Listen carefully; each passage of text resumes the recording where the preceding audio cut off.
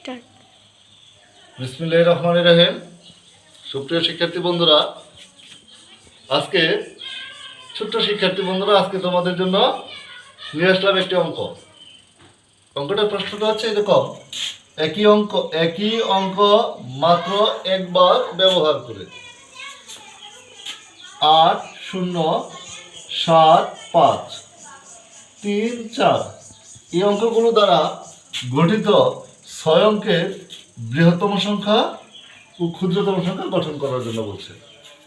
আমাকে কি বলছে যে 8, 0, 7, 5, 3, 4 এই অঙ্কগুলো মাত্র একবার ব্যবহার করে বৃহত্তম এবং ক্ষুদ্রতম সংখ্যা গঠন করার জন্য বলছে। আচ্ছা, আমি যদি সমাধান করার জন্য প্রথমে কি করব, এই অঙ্কগুলোকে ছোট থেকে বড় বা বড় থেকে ছোট, যেহেতু আমি প্রথম বৃহত্তম সংখ্যা যদি বের করি, কি আছে বৃহত্তম সংখ্যা, তাহলে বড় থেকে ছোট করে লিখে পাই অঙ্কগুলোকে। কোন অঙ্কগুলোকে? 8, 0, 7, 5, 3, 4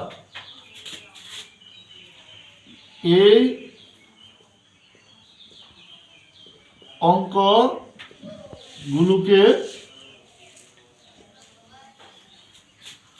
বড় থেকে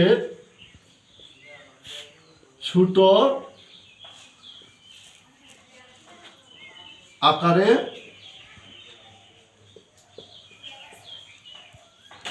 সাজাই। সাজালে কি হয় দেখো তো। আমার এখানে সবচেয়ে বড় কত? 8, তার থেকে ছোট 7, তার থেকে ছোট 5, তার থেকে ছোট 4, তার থেকে ছোট 3, তার থেকে ছোট 0, 1, 2, 3, 4, 5, 6। আচ্ছা, তাহলে বৃহত্তম সংখ্যাটা কত হবে? এতে বৃহত্তম সংখ্যা কত হবে? 8, 7, 5, 4, 3, 0 এ হলো আমার বৃহত্তম সংখ্যা।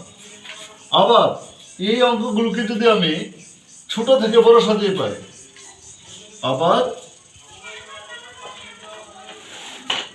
অঙ্কগুলোকে ছোট থেকে বড় আরে সাজিয়ে পাই। আচ্ছা, কি পাই দেখো তো। প্রথমে তাহলে কত আসবো? এখান থেকে আসতে পারবো 0, তার থেকে বড় 3, তার থেকে বড় 4, তার থেকে বড় 5, তার থেকে বড় 7, তার থেকে বড় 8। আচ্ছা, এখন যদি আমরা এই অঙ্কটাকে ক্ষুদ্রতম সংখ্যা লিখতে যাই, তাহলে শূন্যটা প্রথমে আসে। আমরা জানি 0 যদি প্রথমে আসে তাহলে কেমন হয় দেখি তো ক্ষুদ্রতম সংখ্যা।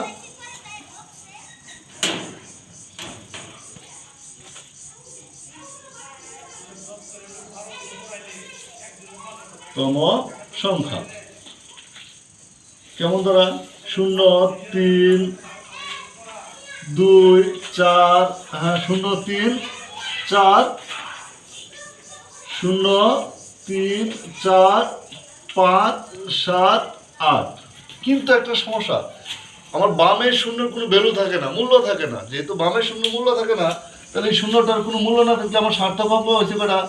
1, 2, 3, 4, 5।